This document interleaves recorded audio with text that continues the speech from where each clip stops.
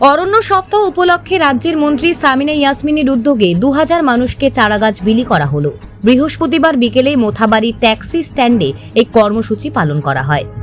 রাজ্যের উত্তরবঙ্গ উন্নয়ন দপ্তরের রাষ্ট্রমন্ত্রী সামিনা ইয়াসমিনের মূলত উদ্যোগেই এদিন পথ চলতি সাধারণ মানুষের হাতে বিভিন্ন প্রজাতির চারাগাছ তুলে দেওয়া হয়।